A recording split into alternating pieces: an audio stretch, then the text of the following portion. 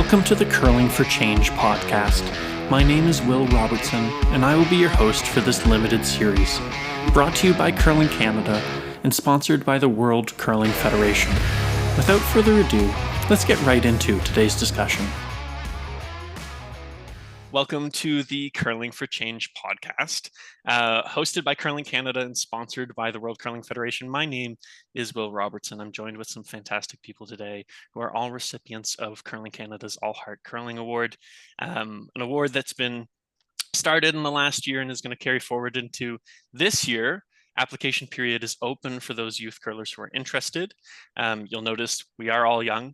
You can go and apply. It is open, and it provides funds for diversity and inclusion programs in your community with your curling club. So it provides an amount of money for the curler themselves to help develop their program and help with their costs for both the season, school, whatever it may be, but also helping the club with the cost in enacting their program as well.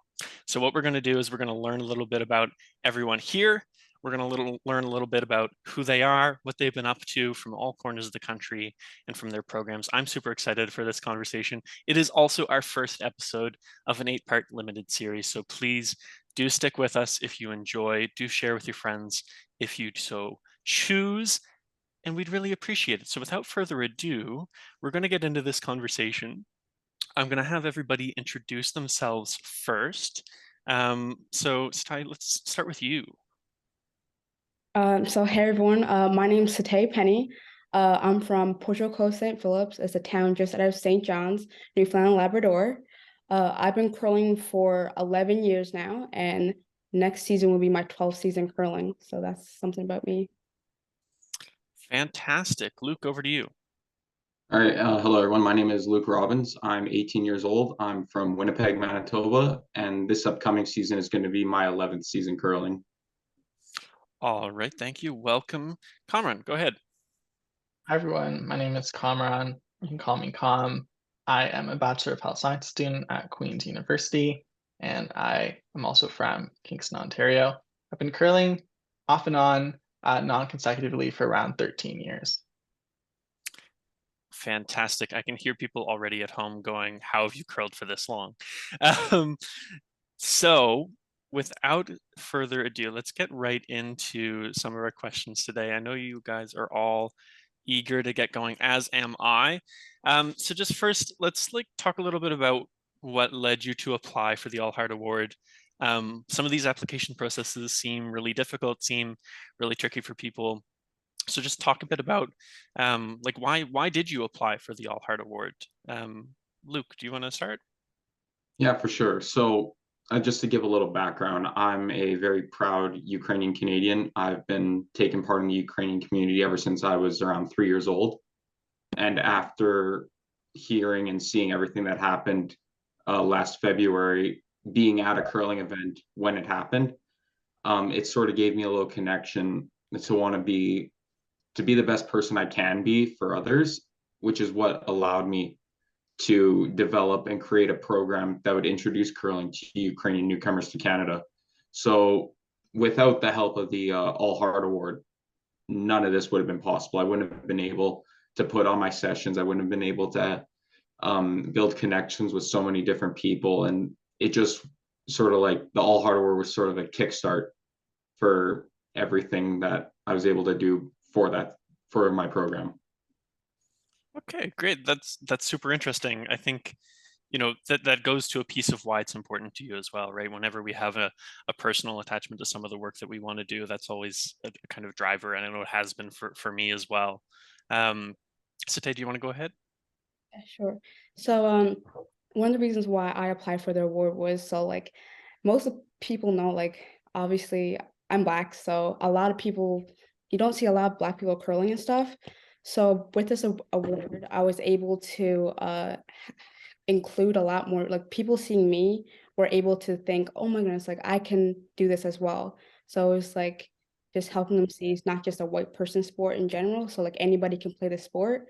And so the award helped me be able to create a program to have more diversity into the curling club and stuff. So yeah. For sure. Thank you for that, Kamran. What led you to apply for it? Yeah, so as you all can see, I'm a racialized individual, and throughout my junior curling career, I have been one of the only racialized individuals in curling facilities, at tournaments, you name it. There's only a handful of us in Ontario, and that sort of drove why I wanted to apply for the All Heart Award, and that I wanted to create some sort of program to increase the representation of racialized individuals in curling. And the reason why I created the program was really because of my experience being one of the only racialized individuals in the sport, knowing that there's room for growth in certain demographics.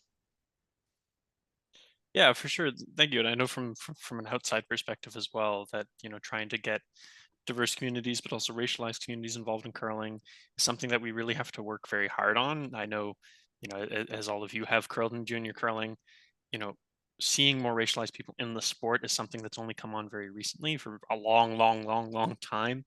Um, as you both spoke to, don't see a lot of folks in the sport. Maybe we need to think a little bit more about how we can do that. And I'm really excited to learn more about how you guys have done that. Um, so the All Heart Curling Award, for people who don't know, does include in its application the need for an action plan. So when you apply to the award, which I hope some of the young people listening will, you need to kind of outline, what you're going to do with your curling club. What are you going to do in your community to achieve the goals you've set out to improve diversity and equity and inclusion in your community and in your club? So, Cameron, do you want to start and kind of continue and tell us a little bit about what was in your action plan? Yeah, so I'll start off with a brief summary of what I propose and then get into more specifics. But in sum, in general, my program was a Learn to Curl program introducing racialized adults to the sport. But the long story is that this program was inspired by a similar program that was run at Cataraqui Golf and Country Club, which is my home club, which was run or started by my mom with funding from Curling Canada. And I was an instructor in this program. And this program was a program for Black, Indigenous, and racialized youth, introducing them how to curl. And it was a Learn to Curl program that was run every second Sunday. And it's been going on for the past 2 years. And what we noticed in that program was that in addition to interest from racialized youth, there was also a large interest from their parents, who are adults who signed them up from the program, and they expressed interest in trying out the sport for themselves. So that information, coupled with my experience being one of the only racialized individuals in the sport, as well as just seeing the need to increase diversity and inclusion in curling, led me to pitch my program for racialized adults. Yeah, interesting. And it's interesting to think about the dynamic of, if you're able to bring adults into the curling community from a racialized community, you're also able to bring youth in as well. That's an intriguing one to kind of think about, and one we may dive a little more deeply into. Luke, what was your action plan inclusive of? The biggest thing about my inclusivity plan was definitely about creating a welcoming environment for everybody that was partaking. Obviously, fleeing a war zone and everything like that, it's awful and brutal circumstances. So the main pitch I had in mind was to create a very positive environment for everybody. So I originally started out creating I think I started out in my plan when I submitted my application. I think I had around 5 session dates where each session would take on a particular aspect. So first would be like, this is how you move along the ice. This is like the terminology and all that stuff, all the way up until the point where we're able to have like a full on game. So that was like the sort of first idea I had, and I eventually cut it down to a couple session dates where we just like packed everything and as much as we could into the 2 and a bit hours before everybody got too cold and went inside. But it was just the idea of being able to create the positive environment for everybody that was taking part, and knowing that like Manitoba alone has one of the highest Ukrainian Canadian populations per capita. So knowing that in Manitoba, it's a very friendly and welcoming environment, especially for Ukrainians, and by being able to create the plan and become more inclusive and positive towards Ukrainians, was something that will help me really become successful with it, and as well, which allowed me to receive a lot of support from my curling club. Yeah, that's fantastic. I want to come back to a piece of that in terms of the kind of welcoming part that we kind of all have seen in our own programs, but also worry about, I think, a little bit about, okay, I'm going to create this program for whichever community with whichever focus, but worry a little bit about how welcome are people going to feel, or how can I make folks feel more welcome in my curling community and in my curling club? And I might dive into that a little bit. Sate, what did your plan include? My plan is kind of similar to Luke's and stuff about like giving that like welcoming energy to everybody. So for my plan, I basically had like a one day, I had 3 hours, basically just an introduction to curling, just teaching everybody the basics of curling, and then having Brad come in, like Brad Gucci come in and just talk with them for a bit. And for like on the ice and stuff, we had like one-on-one with people, because a lot of like the people that I had come in for the program like didn't have good English. So having one-on-one was like a lot easier for everybody, so they could have a better understanding what was like how to play the sport and stuff. Yeah. Yeah, so you mentioned Brad Gushu helped out a little bit. Was he supportive of your plan? Was he able to kind of help you through that a bit, or did he kind of buy into it, or? He was actually very supportive of my plan. He came in and he spoke to everybody, because so we had 3 hours. So like for like the first bit, we were on the ice. Then we came back inside, have food, and then he came up and like just spoke about curling and his experiences in curling and how he got into it. And then he spoke with a few of the kids that were there as well. So just building connections and stuff. That was nice. No, that's really kind of him, and also really great to have that resource available to you and buy into part of your plan. I just wanted to ask a bit about, like, were any of you worried about people actually buying into what you were doing? You know, what were you worried about people feeling welcomed into, like, these activities that you had planned so much and had worked so hard on? You know, could you speak to a bit of that anxiety, or if you thought it would succeed? Cameron, I could see you kind of engage in what I was saying there. Did you want to start? Yeah, I think there's two parts to this answer. The first part is that uh, there's always going to be a pushback or a lack of engagement or a lack of a buy-in from individuals when you're introducing a new program that they may not be familiar with or comfortable with. And I think all of us here probably experienced that to some extent in our program. But I think the most important thing is that so long as we accomplished our goals with the program, and that in my case specifically, so long as the racialized adults who I introduced to curling had a great experience, um, felt welcome in the curling facility, and were introduced to the sport and felt like they could play that with their kids and their families and their friends, then I think the program was a success regardless of if there was buy-in or not from other individuals. No, I think that's a great point to make as well. Luke, did you want to build off of that a little? Yeah, for sure. Like, I think one of the biggest things that went on with these programs, I think with anybody that was running these programs, was definitely creating like good connections with others. And for in my case, one of the biggest issues with that was probably the language barrier, because obviously Ukrainian and English nowhere near similar in terms of language. So what I had happen was I got my grandma, who is fluent in Ukrainian, to come out, and she pretty much was a translator for all of our sessions, helping she never had tried curling. She's never really done it except for coming out to watch me play in a few bonspiels. But having her there was something that really helped, not like what I said earlier about creating the positive environment. It made everybody feel welcome and that they were in a safe space, which is what I don't know how to word it, but it put a lot of smiles on people's faces, which was nice to see. Such a welcoming environment for them.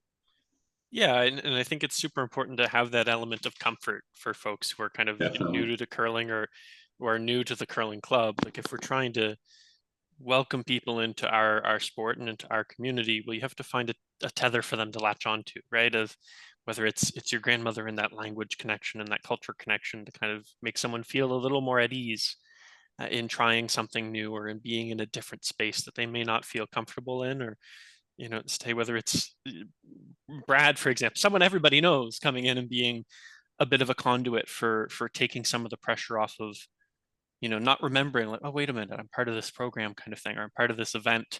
It's, oh no, there's Brad. Wow, how cool is this? And some of that focus changes, and some of that, whether again it could be language, it could be a space, it could be so for some people, like I know for myself in certain anxious situations, just focusing on the sport. I know many of us may be able to relate to that. Is sometimes really, really therapeutic, and makes it a little more comfortable for people. Stay, did you have something that you wanted to add to that as well? About the making people feel welcome and everything. So Yeah. with me, I had a lot of my volunteers were like high school or just like out of high school. So they were younger, and a lot of the people that I had come in for the program were around the same age. So like right off the bat, there's like connections being built and everything. And if there was a language barrier, a lot of the students that I did have there, they knew English and a different language. So like they're able to translate everything like really well for each other and everything. And like everybody was communicating like after some people realized they're from the same country, they knew how to speak the same language and everything. They're like, oh my goodness, that's so cool and everything. So yeah. Yeah, I've volunteered at a few camps when I was in Moncton, and that was something we found all the time as well with immigrant communities, because it's a bilingual city. For a lot of francophone immigrants, it was really comfortable because a lot of us were able to speak French with them, and even if it was broken French, sometimes different to the dialect, it was able to kind of ground them a little bit in that space and in that area. Um, I had a conversation at the Business of Curling Symposium in Sackville the other day with folks who are asking questions about how to include younger people, in their curling community, in their curling club more than they have. Um, and one of my points to them was, well, go talk to them, right? Put yourself out of your comfort zone and go and talk to them and ask them the question of, why haven't you tried curling, or why isn't curling something that you've thought of, and listen to the answer. And if it means including other younger people in programs like yours, or if it means maybe thinking about how we can make curling clubs more welcoming spaces to younger people, those are all super important pieces of that. Cameron and Luke, you both mentioned different pieces that I think were really, really interesting. Um, who was there someone that pushed you guys to apply for the All Heart Curling Award a little? Someone who encouraged you a little more? Luke, it sounded like your grandmother was pretty key to your plan. I don't know if she maybe inspired you a little to do that, or do you want to talk to that a little? Yeah, she definitely had a role in it. Maybe not like physically, but it was more of a mentally thing.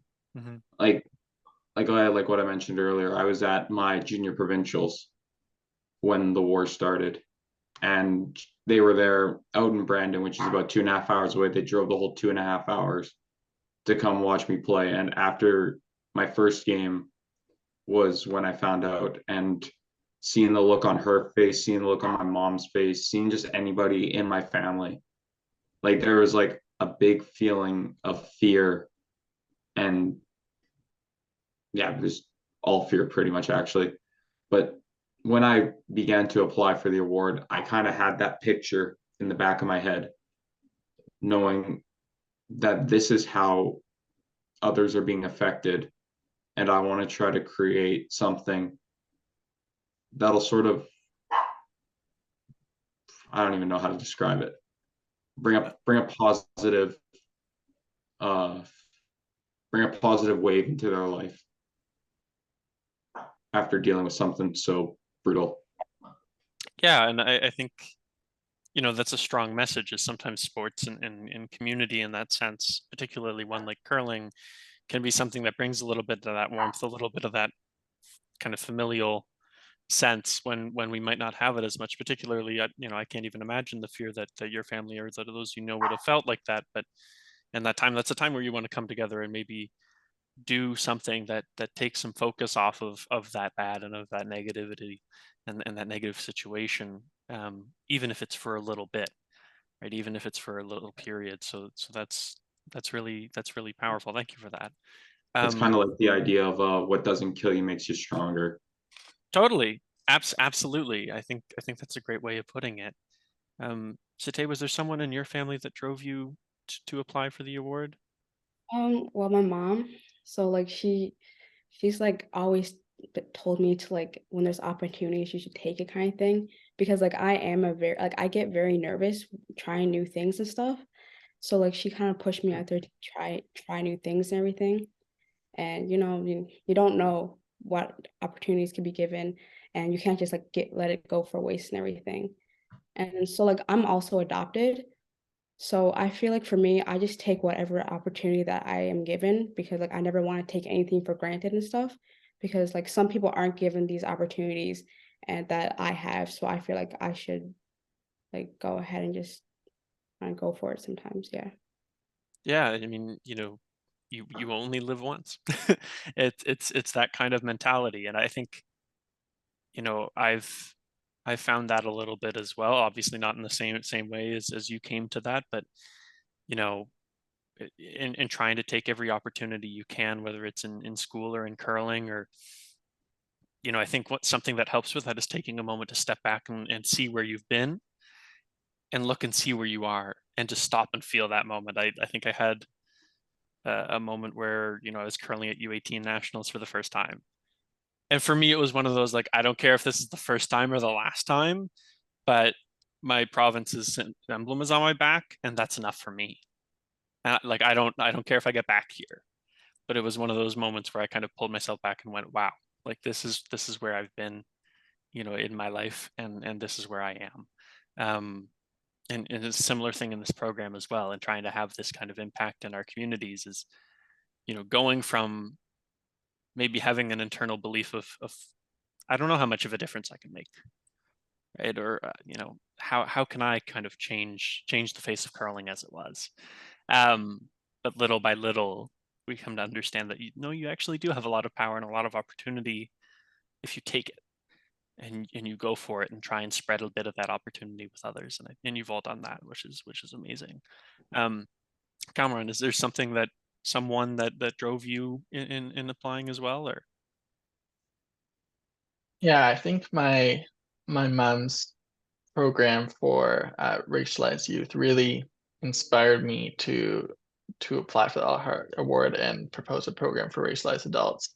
Just seeing the impact that she made in the curling community and being a part of that as an instructor inspired me to create my own change for a similar but different demographic. Yeah, for sure. Then thank you for that, because I could hear through that conversation there were bits of someone helped you with this. It kind of, it's always interesting to know what kind of pushes people, or what the support was in the background to help you do it. And I know a lot of people who may think of applying for it, or who are looking to make similar impacts in their curling club or their community, may want to put a little thought into who is your rock, and trying to um, maybe make a change or make a difference in whatever way you can. So was there something specific, maybe a moment or an experience, or something like that inspired you to go ahead and apply? Sate, was there a moment that really you said, this is, I need to do this? Yeah. So basically, at my curling club, like in like all of Newfoundland, I'm the only Black person that curls and stuff, and like everyone at my schools knows that and stuff, and like so I thought it'd be like a great idea just to let people like also try the sport as well, because a lot of people just assume, oh, like Tate just plays it just because they don't realize how fun it actually is and stuff. And it just kind of just always being the only Black person for me was just like, okay, you know what? I just kind of want someone else there, just not being by myself all the time, like that kind of feeling. So just having some more, like more diversity kind of is just like, I think that it just makes me feel more comfortable kind of sometimes. Yeah, for sure. And thank you for sharing that. I'm just, were there times curling? Like you've competed at a national level, you've competed at a high level in Newfoundland and Labrador for a while. You know, a lot of people are coming to know you more as you get older in the game. Do you feel lonely sometimes when you're when you're at a tournament or when you're in a club and you go, I am the only one like me who's here? Does that feel lonely sometimes? Like it's like no one, it's not like anyone does anything wrong. It's just like a feeling almost like it's just me. Like Yeah. if there's some other kid out there that sees me, it's just like they're only going to see me because Mhm. like obviously when like you see everyone else, it's just like everyone else just they're all just white. There's like and then you just see me, I just stand out so much and I just feel like sometimes you wish you were kind of just like everyone else kind of thing because I also play soccer as well. And like in soccer, it was like usually me and this other girl that like just both of us were always together all the time. So it's just like in curling, it was just me all the time. And it just kind of feels it's not like it's like a little bit kind of lonely feeling, but like sometimes I'm good with it, sometimes I'm not kind of thing. But like right now, I'm kind of just getting used to it kind of thing now. So yeah. Yeah, and thank you for that. I think sometimes as well, it's important to recognize that, you know, you feel in that moment and you're making a change to make sure that others don't, Yeah. right?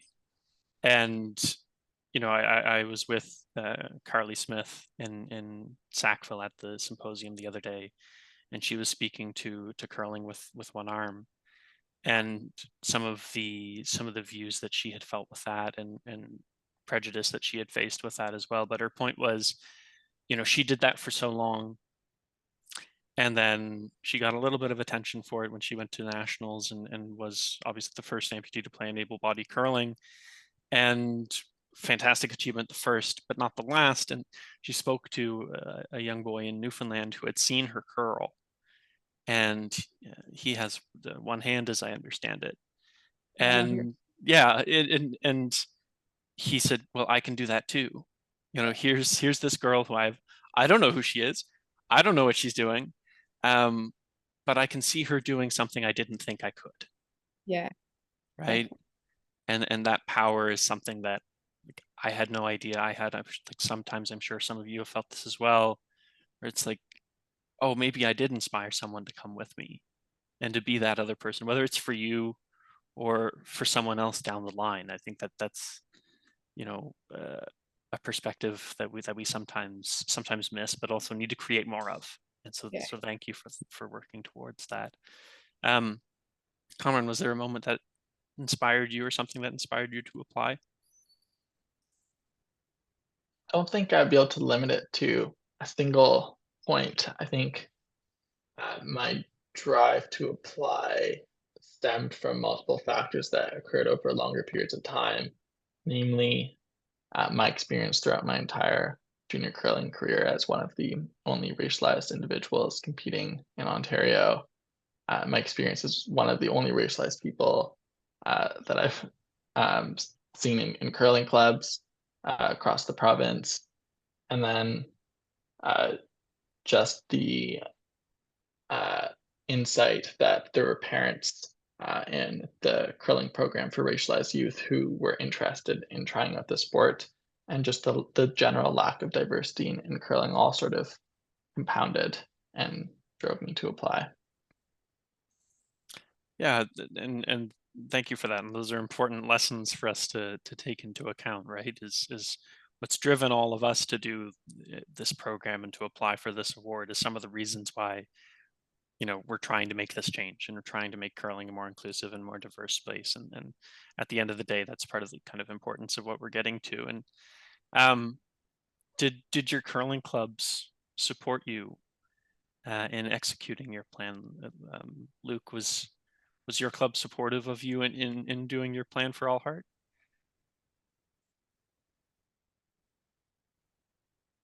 Very, very. I have a very close connection with my curling club. I've been there my whole life, like ever since before I even started curling. When I think I started when I was 7, around I think I was 7 when I started. But no, I used to come to the curling club every single time when my mom would curl on Monday nights. I'd be there when I was like 3, 4, 5 years old. And what is it? Just being there, getting to know, like there's some people that are still there now that were there when I was really young. So having like that very long lasting connection with a lot of people at my curling club was something that showed how supportive they really were, especially with my mom being on the board at the curling club, everything like that. It was just them being there and saying like, we have your support. This is what you're doing is really awesome. Just go and do the best that you can do, sort of thing. Yeah, for sure, for sure. So was your curling club supportive of you in your plan? Yeah, my curling club is very supportive. I'm very close with like everyone in the curling club. So like I was adopted when I was like around 3, and I started curling when I was around 5. And so like when I was like 5, I was always at the curling club. Like both my parents were curl and stuff. So like I would go down and watch my dad's games and stuff and my mom's games. And so like everyone knows who they were and stuff. And so like everyone knew who I was. So when everyone found out like I got the award and everything, like everyone came up to me, told me congratulations. And I had people volunteering to like help out before I even asked anyone but yet. And like everyone was just very supportive throughout the whole thing. So yeah. No, that's great to hear. And Com, what about for you? Yeah, I think I have similar thoughts to what was previously mentioned, that curling club is definitely supportive, especially the the upper management, like the people in charge were supportive of my program. I wouldn't say that every single member at the Cataract Golf and Country Club was in full support of the program. I think there was probably a small minority that wasn't thrilled with the concept of the program, or didn't feel that it was necessary, or felt that it was uh, not needed or discriminatory towards other folks. But I think the majority was supportive of the program, and the majority received it well. So if you don't mind, Com, can I just ask the question of, why people may have felt it was unnecessary? I know you said it was a minority, but these are some of the groups we're trying to speak to about the importance of diversity and inclusion. Was there a reason they felt it was unnecessary, if you don't mind sharing? Yeah, I didn't engage in a lot of conversations with people who weren't thrilled with the program, but I think one of the uh, common thought processes that there already are existing learn to curl programs, there's already junior curling programs. Why do you need a separate special program for racialized individuals? Can't they just join the existing programs? Which at face value or surface value seems like a valid question, a valid concern, right? Like you already have these programs. Why do you need additional funding and separate special attention for these racialized individuals? But I think these questions showcase a lack of a deeper understanding of the issues at play in curling clubs, and that people don't understand the reasons why curling facilities are not inclusive spaces for racialized individuals. So they don't see the need for a separate program to invite racialized individuals and make them feel welcome in the sport. Yeah, and thank you for sharing a bit of that. And I can appreciate that always makes things a little more difficult when we're trying to do these programs, if there's not full buy-in from the club or from the curling community in our area. I think as you spoke to just now, sometimes it's very easy to miss the point in the case of, well, why do we need a special program? And then you go, well, we've had those learn to curl programs, and we've had newcomer leagues, and we've had beginners leagues for how long? Have you seen anything change? I don't know. Probably not. And trying to think a little bit, like sometimes it's just the perspective of some folks when they think through that as well, that it's easy to miss that, and it's sad that's the case for some of those people, and I appreciate that you spoke to that. We wouldn't need a Curling for Change podcast if curling didn't need to change a little, right? Or if our curling clubs, which many of whom are struggling financially, many of whom are struggling with members, maybe didn't need to think outside of the box in that way, in trying to welcome newcomers and trying to welcome racialized communities and trying to welcome indigenous communities and trying to welcome, for example, in Luke's instance, Ukrainian communities. Like, if we don't do that work, people in those communities will not come, and they will not feel welcome, and they will not be a part of this curling community that we all feel so strongly about. And so sometimes kind of thinking through that logic is super super important. So I appreciate you articulating that. I think that leads well into, did you feel was your plan successful in the end? Kamran, I know you had some media attention for your plan, which was super great to see. Did you feel your program was successful? Do you want to speak to a bit of the success of that? Yeah, so before I launched the program, I defined multiple performance or success indicators, and I grouped those into three main chunks. The first one and most important one being, did the racialized individuals who I was inviting to curl, did they feel welcome? Did they feel like they had a good time curling? Did they enjoy the experience? Would they come back? That was my first key success indicator that I was assessing. The second one was more focused on a club or facility level, in that how was the program received by the curling facility? Did management and did members at the curling facility see the need for the program? Did they appreciate and support the program and want to see it again in the future? That was my second performance indicator. And then my third one was more of on a larger scale. And that was really to spread awareness about the need for diversity inclusion in curling, and showcase a model for how that could be done in curling clubs across the country and around the world. And I think if I were to look at my program through those three lenses, I would call it a success, in that the participants enjoyed themselves. A lot of them said that they never would have been in the curling facility without a program like this. And a lot of them, I can definitely see curling again in the future with their friends and family.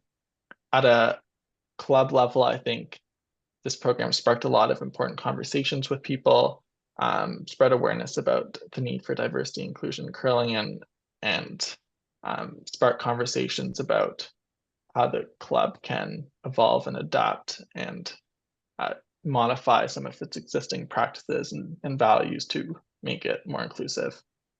And then on a larger scale, on a more national level, I think I was fortunate to be interviewed by TSN. They came and filmed a feature of the program. We received some local media attention as well, and I think all of that served to spread awareness about the importance of the program, and showcased how other communities across the country can incorporate a similar program. Yeah, for sure. And what I really love about that is that, with those performance and measurements and those success indicators for you, it wasn't about, did 30 people show up? It wasn't about, did we get 100 new members? It was about, how did they feel? Were they welcomed? Do they have a reason to come back? Do they feel comfortable coming back? Right? And like, that's huge. And even just that mindset shift, right? And that understanding is something that a lot of people may not think about. Like, a lot of people may view that success as again, as how many people showed up, or whether or not, they became members, or whatever the case may be. That's not the point, right? That might be the end result eventually. As you said, they might come back and curl. They might come and join the club. They might join a beginners league. That's fantastic. But it starts with welcoming them into the space, right? And making sure that those performance indicators you said are set and are met before you go towards how can we more empathetically, how can we more understandingly integrate these folks into our community? How can we better include them, rather is a better term, in our community further to that? And I think that's a fantastic way to measure that success. So Ted, how did you feel your program went? I think it was very successful. So after it was actually over and we went back to school and everything, a lot of the kids that did do it, like, were talking about it for like that whole week, and they're talking about how like it was really well done. And I had like one of the ESL teachers come down to also like help out with like some of the students that were there. And she said like she was telling like everyone had a really good time and everything. And like everyone would not stop talking about it. They said they had a good time. Like I had about like 19 people show up, and I made sure to have like everyone would at least have someone to talk to, because like I want to make sure like everyone's talking to somebody and like no one's left out. And we also had games there, so everyone was playing games with each other as well. So, and then after, we had like about 13 people say they were going to do the 8-week Learn to Curl program. And then since now like the curling season's over, I had like a bunch of emails come back to me saying, "Oh, when does curling start up again? Please let me know. I'm like interested in everything." So yeah. Yeah, and wow, and for anybody, in business or finance or on the curling management side, 13 out of 18 is pretty good. for having people come back, or be keenly interested in coming back, especially they're mostly younger people, were they? They're like high school. Yeah, like anybody right now is sitting at home going, how can we include younger people in our club? Well, here's a model of success for that, right? Of having younger people in those communities lead the way, because you know your friends, you know your school, you know what moves them. And anybody who's been in school or high school anytime recently and curled at the time, well and truly will tell you how many jokes are made about curlers in school. um, I've heard many a time in high school, curling's not a real sport. And then eventually, I told this story the other day, we had an advanced gym class in high school, and it was all the football boys. We had a now Olympian speed skater, and a world championship women's ringette player in our crew. It was a really successful gym class. I don't know what we were all drinking in the water or something, but and I said, okay, let's go curl. Let's try this. And I never heard a joke about it ever again. So that's something I think a lot of people can relate to in that way. But it's great to hear that was successful. Do you think you'll do it again? Yeah, definitely, probably. I feel like I would, because like everyone, since like everyone enjoyed it and everyone had a good time, definitely I would definitely do it again. Oh, fantastic. So Luke, how did you feel about your program?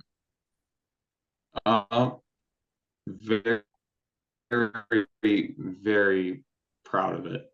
I can attest to sort of what you said earlier about with Carmen, is that it's not about like the numbers, it's about creating a welcoming environment sort of thing.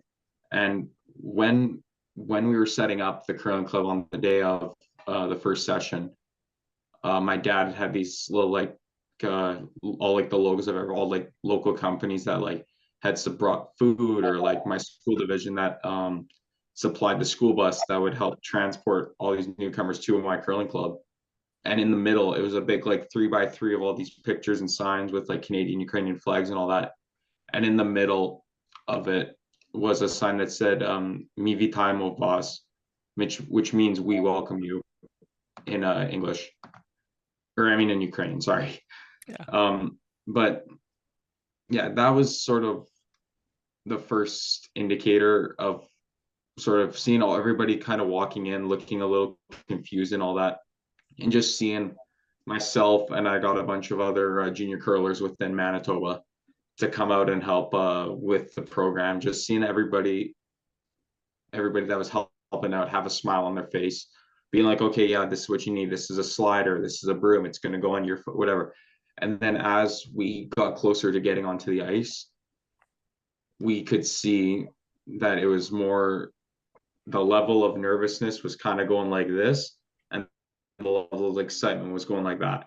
And just seeing that and well as much of a positive feedback that we got from a bunch of other people. Like I was at the this was on the 1 year anniversary of fighting. I was at the Canadian Museum for Human Rights, and if you're ever in Manitoba, great museum. I 100% recommend going to it. But I actually saw one of the participants from one of the sessions at the museum, and he was like, "Oh yeah, we want to try it again. We want to try it again." I was like, "Perfect, come to the next session." And but just knowing that even like 2-3 weeks down the road, I could recognize somebody that I helped create a positive impact on their life, seeing that they wanted to come back and try curling again was definitely one of the key indicators that this program was very successful. No, that's huge. That's huge. And I think, you know, what I heard there that I want to latch onto a little is, do you feel you mentioned your friends helped you, you mentioned other people in the Manitoba curling community helped you. Did you feel in welcoming, those Ukrainians who had been through so much, and Ukrainian Canadians who had been through so much, and welcoming them into your club, into your program, do you feel like that brought your curling club or your curling community together while you were doing that as well? Definitely. There was definitely sort of a sense of unity because a bunch of these other curlers that were helping out, like I said, Manitoba, large Ukrainian Canadian population, a good amount of them were also Ukrainian. So they sort of had that feeling deep down that I had as well when we were getting this together, and sort of bringing it together, and sort of that sense of pride and yeah, pride, and I don't know what the other word would be to describe it, but that sense of pride that you see in the community was something that helped us bring us closer together, and was definitely helped us not only be the best people that we can be, both on and off the ice, but to also be good role models for everybody else that was at these sessions. Oh, for sure. That's fantastic. Thank you for sharing that. Sate, did you feel a similar sense that your program and people helping, and the folks who helped you make it happen, did you feel like that brought your curling club or your curling community together a little more? Yes, definitely. So it was just like I felt like it was like we're doing it as like a curling kind of family kind of thing, because like the people I had volunteering, like I'm pretty close with them in general, and also my curling team was there helping me out. So just I helped kind of bring everyone together as like one, and like before everything happened, like we were all talking about how it was going to go down and everything. Like everyone was just so positive and excited for everything, to see how everything like went out and everything. And one of my favorite probably like one of my favorite things was probably uh after we like when we started doing the actual 8 week program thing. There's this family came in and did it, and it was like all the siblings and everything, and a few of the people that were there volunteering and helping me out when we actually did like the curling for everyone that day. They went out on the ice and stayed extra time with them while everyone else was going back home and getting ready to leave. They stayed extra like hour or something, just stayed on the ice with them and like helped them learn and stuff. That's probably one of my favorite things to see. Yeah, for sure. And Cameron, how did you feel like it brought your curling club together a little bit more, even though there might have been some voices who didn't quite understand, or maybe were skeptical? Did you feel it maybe brought your curling community together a little more? Yeah, I think the program definitely sparked a lot of conversations, and a lot of individuals were uh, in support of what we were trying to do. But I think the most important community that was created or enriched by the program was the actual participants themselves, and that a lot of friendships and bonds were sparked between people, between the racialized adults who were trying the program. And I think like, for example, one of the individuals got a job from one of the other people in the program, and new friendships were made. And I think that was the most important community that was fostered by the program. Oh, that's fantastic. So we already touched a bit upon the impact of your programs and those answers. So I just want to focus the question a bit on, was there a moment in your program or a moment you had with someone in your program that may have sparked for you an understanding of what your program's impact was on the people involved?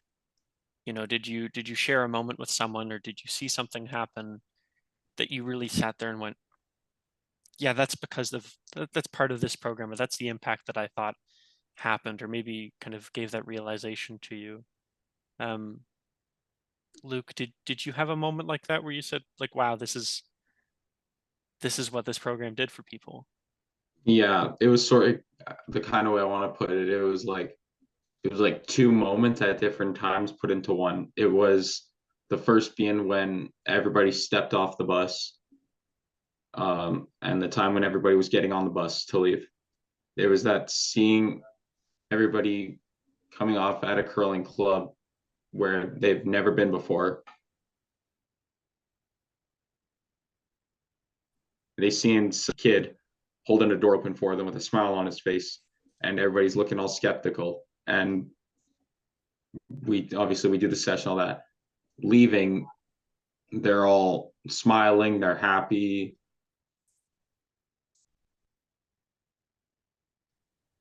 In Ukrainian, they got smiles on their face, they're shaking my hand. It was just seeing how much I've brightened up their day, and I've sort of helped create a better and a welcoming experience in Canada, was something that really sunk in with me and was like, wow, I really just did that. That was incredible. No, for sure. And I think the one thing to remember is that it is incredible, right? Is that that is the impact you're having in doing that. Sate, was there a moment for you that made you think, like, wow, this is more powerful than I thought it may have been? Or Um, so for me, it'd probably be a lot of my friends that had go there from my school, like, were Black. And so at first they're like, first they said they'll go to support me, kind of thing. And then after they did it, they were just completely shocked about like how, like, they didn't realize how hard the sport was. And then after, they said like they had a really good time, because before they would be making fun of me in school and stuff, but then now they haven't said anything about it since. And I think they gained some respect for the sport and stuff as well. But probably one of my favorite memories would probably be, there's this girl, like one of the girls in my school. She's like kind of quiet, but when she got to the curling club and everything, and she understood how like this sport went, like how you play the sport and everything, she really got comfortable. And then she started talking to everybody. She was like yelling hard and all that stuff. She was having a really good time and everything. And just seeing like she's loosening up, being comfortable, you could clearly see that, and it was just nice to see.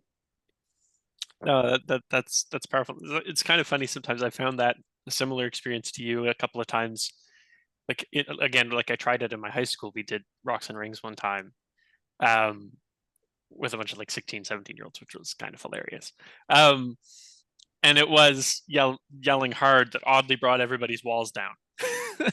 It was one of those moments where kind of everyone was kind of like, oh, this is curling. I guess this is what this is. And Chris, Rocks and Rings is different than bringing them to your club. But, you know, once they got into it at that point, then people's kind of walls came down, and they went, geez, I might try this again. Or, you know, that was kind of fun. I kind of enjoyed that. Um, someone might do a scientific study on that. I hope someone does, because it's happened for a very long time. But thank you for sharing that. That was great.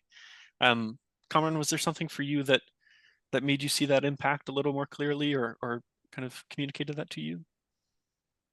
Yeah, one moment really stands out to me, and uh, that was after the first section, actually when so after each on ice session, we had an off ice component where uh, we had food available, like light refreshments for the curlers, and they had an opportunity to get to know each other a little better. And after the first session, they got off the ice, and we had some really great conversations. And I wrote these quotes down because I thought they were very impactful. one of them said, I would have never been in a country club if it weren't for this program. I would never have tried curling if this program didn't exist. And I thought that curling was a sport for just affluent people. And those quotes and those conversations really showcased the impact that this program was making, and those sentiments kind of were consistent throughout the participants and throughout each session, and kind of showed the need and importance for this program. Yeah, and maybe broke some perceptions and assumptions as well, and their understanding of the curling community, but maybe just your club and in your local curling community as well, which is important, because in trying to, think about how we can welcome other communities and other people and diverse communities in particular into our clubs. Well, what are the barriers to entry for folks to come into your building and to come participate in your leagues? And it may very well be a perception or assumption that could be true, could not be. Maybe you have to have a conversation about what that perception is and why. And that might help people understand a little bit more of why perhaps you're not reaching a certain group and trying to have them come and be a part of your curling club or your curling community. So thank you for that.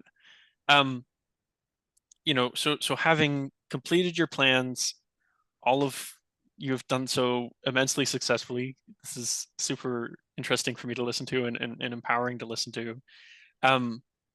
What were some lessons that you learned in doing this, in enacting your plan? I saw you smile there for a second. I'm going to go to you. What was a lesson that you learned from your plan? Probably like not to be afraid to reach out, because I feel like that's something that everyone's like, a lot of people are afraid to do, is like reach out because they're afraid of hearing the answer no. And like for me, that was what I was afraid of, hearing answer no and stuff. But like, and like since I'm kind of a shy person when it comes to trying like new things and stuff. So like I really had to push myself really hard to go out there to these organizations and let them know what I'm trying to do.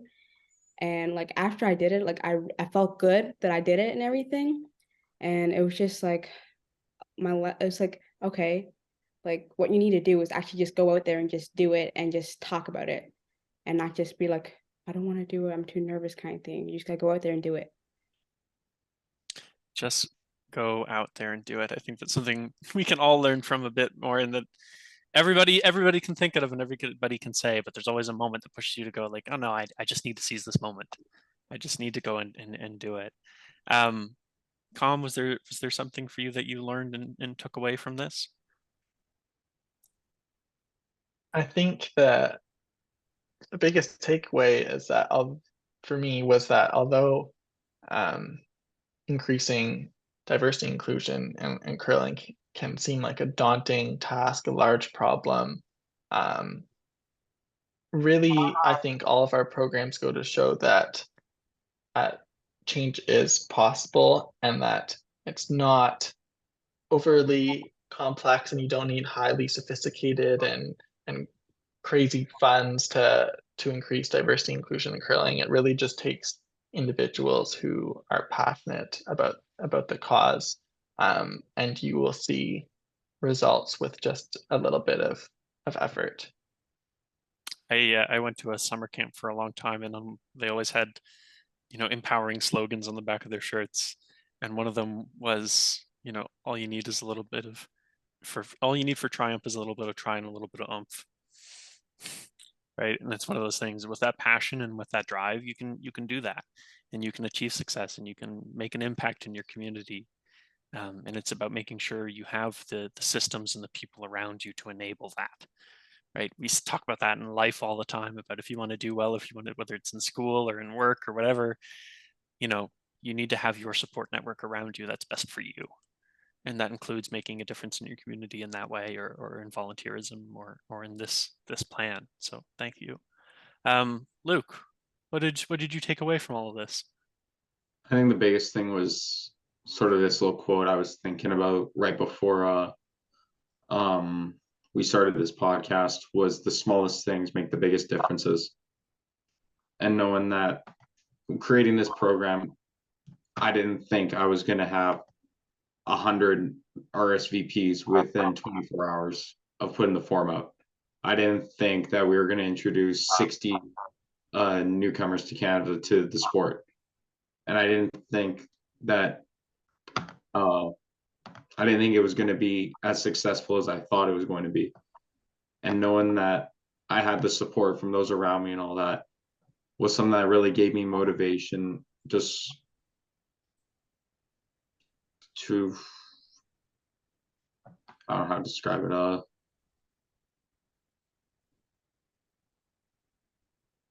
Did it give you I'm not motive? sure. Did it give you the motivation to do it again or to do more?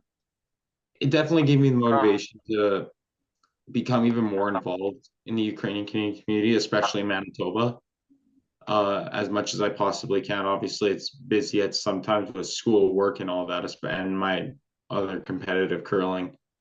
But just whether it be helping out a family that's just moved in somewhere, something like that, or just really anything, like it'll go a long way. And I'm sure it can be seen with the program is that, like, although it was only a 2 hour session on a Sunday afternoon, that might impact somebody's life for years. Like there's something I talked to my Canadian history class last year. It was like indirect consequences. It's like somebody scores a goal in hockey, like a big goal. It inspires somebody to become a professional hockey player. So maybe what what anybody has done, especially with the All Heart, was created like that reaction that will raise a future champion in curling. Yeah, for sure. And I think that's a really powerful thought, is to think about, you know, not only how meaningful your programs are in your own communities and with the people that you know personally, but with others who may see what you've done and see Yeah. the success you've attained and you've achieved, and think for a second, well, maybe I could do that too. Thank you for that. So going forward, you know, what do you know, there's a lot going on. We're having symposiums across the country to talk about the future of curling. You know, there's some people who are out there in the social media ether who are talking about, we need to change this and do that, and maybe we could do this program, or maybe we could shorten curling this way, or maybe we could do curling in whatever Edmonton Mall. Like, there's been tons of ideas of how we could change curling, but you know, what ideas did you guys have that came forward that you think really, you know, need to be done to improve inclusivity in curling? I'm going to start with Cameron. Yeah, I think in your question, you mentioned a lot of ideas that have been proposed and discussed at all these conferences and symposiums. And I think these conversations are important. But what I would say is that I would encourage everyone to critically reflect upon their own personal attitudes and beliefs, because I think at the end of the day, all of this change really starts at an individual level, and without each one of us, including myself, reflecting on our attitudes, beliefs and biases, I don't see any of I don't see progress without change at the individual level. Yeah, for sure. I think that's really important to consider, that self-reflection, and you know, asking yourself some of the tough questions, right? And do you have an answer for it? And if you don't, well, who do you need to talk to? And even if you think you have the answer, have you talked to someone in that community? Have you talked to someone who might be impacted by your decision making? Right? If you're trying to include younger people in your curling club, have you spoken to a younger person recently about what might bring their friends into the club? Right? About racialized people, or particularly newcomers. Have you spoken to them recently to ask them what may be more welcoming and inclusive to bringing them into your curling club? That's a start. And acknowledging, I think that was really important that you mentioned this comment, acknowledging your biases and where you're starting is huge, because you can't have a conversation with someone until you're at that same level of, here are my biases on the table. I'm going to lay them out, acknowledge them, act like I've acknowledged them, and bring myself to a point where I'm going to have this conversation with you and take something away from it to help my understanding and where I'm coming from. So thank you for kind of touching upon that, Gom. Sate, what do you think people can do? What do you think needs to change? I think I feel like, I know for like Newfoundland, it could be different in other provinces and stuff, but like in Newfoundland, I feel like curling clubs needs to be more to just reach out more and stuff, because like my curling club is like in the center of the city, and like people can only walk there because it's so close to them. And like, a lot of the people that I had at the program, they didn't even know that that was a curling club, and it was like 2 seconds away from their house. So I feel like the curling club could just like reach out and just like just I don't know what the word, but like just reach out and just put themselves out there to show other people that like we are welcoming. Because if if there's someone's house that like the people that had come over for the program stuff, if they didn't know nothing about the curling and stuff, and it was right next door to their house, and like I feel like the curling community can just do more to reach out and say, oh, we are here, we are welcoming you, kind of thing, instead of just being to themselves, kind of thing. Yeah, for sure, for sure. And I think that's one thing as well, like all curling clubs can learn from is they're all at the center of communities or neighborhoods or areas. Well, have you thought about including your neighborhood or your community or the people around you? Have you spoken to them? You know, um, Luke, what do you think needs to change or what can be done? I think what I'll base my answer off was very similar to what Satay said, and is that it's getting the word out. Like for my program, all our advertising for it was done on social media, and I feel like social media is something that a lot of curling clubs aren't taking advantage of. It's obviously has negative impacts, but for situations like these, it can really create positive impacts, like such as let's say registration night for your men's leagues or your women's leagues, anything like that. It's all about getting the word out, so people are always like, oh, when can I join, stuff like that. They send an email in like May or June, the curling club isn't going to remember exactly about that email that was sent 4 months ago. And it's all about, I think that the biggest thing is if curling clubs were able to get the word out, especially to other groups, about when you can learn to curl, when you can join a league, stuff like that. I think that would really not only help benefit the curling club, but would also help grow the sport to a larger demographic. For sure. Absolutely. And there's been a lot of discussion about how we could better utilize social media and online platforms to try and improve curling in a healthy way as well, right? In trying to make sure that our interactions with it are healthy as well. So thank you for speaking to that. Um, what advice do you all have for young people who might look to do some of the work you've done, to have the same impact? Do you have a piece of advice that you want to give them, Kamran?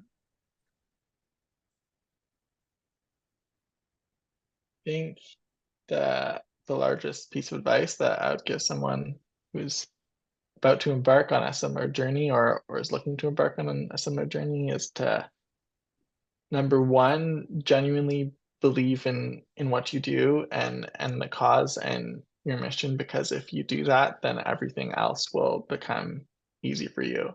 And the second piece of advice is just to be brave and believe in yourself, because when you're uh, engaging in social change, uh, we've seen throughout history that there's always going to be people in support and people who may not be supportive of your social movement. And I think that it's important to be ready for that and to be brave and persevere through potentially challenging situations. A powerful message for sure, for sure, for sure. Satay, what is your message to someone who may be looking to do the same that you've done? Probably just not be afraid to reach out again, and not be afraid of the answer. And like someone's gonna say no, some people are gonna say yes, and just don't take the no as like, oh my goodness, no one's gonna want to do it anymore. Like, you know what? That one person said no, and all these people said yes. So look at the positive side as well. And also just sometimes it can be overwhelming, because you know what, I was a bit overwhelmed at first, because I was a bit like, oh my goodness, but then after, like, I had like a lot of people help me out, and a lot of volunteers, and my mom and dad were there, helped me out. So just surround yourself with people that are supporting you as well. And Yeah. Luke, what's your message to young people looking to do the same? Never give up. It's these, what Tate said is that I myself as well was overwhelmed. trying to figure this. So getting all this fine details together, who's got to be where, when, what are they doing, all that type of stuff. It's going to seem like a lot, but the end result that you will get, you will be so happy that you had to go through whatever you had to go through to create that positive impact on someone else's life. And to be honest, I think if I was thinking of doing this program and I ended up backing out, that I would feel that sort of feeling of regret, that why didn't I do this? Why did I back out last second? So for those that are thinking of doing something like this, 100% go for it. Don't give up on whatever you're aspiring to do, and the results will pay off in the end. Yeah, that message of never give up. You know, we all have our own trials and tribulations and struggles in life, and we're all going through different things at different times, and remembering that if you persevere, if you push through that, good things will come to you. You know, you may not see it right now, but you are strong enough to face it all, no matter what it is, right? And to get to the other side and find that positive at the end of it all. Thank you for that. So my very last question to all of you is, we are all recipients of the All Heart Curling Award this year. It's currently, as I mentioned at the start, the application period is open. It's coming into its second year. More young people are going to get the same opportunity that we did to make an impact in their communities. Would you recommend that they take this opportunity, and why? Luke, did you want to start?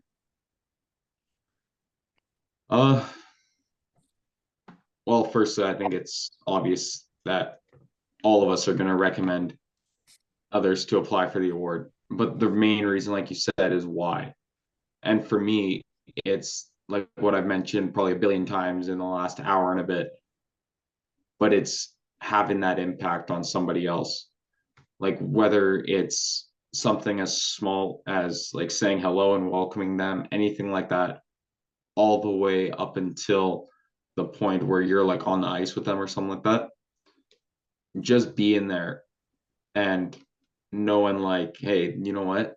Like this is something new to you. I'm going to try to teach it to you. I'm going to try to be like as best of a person as I can be.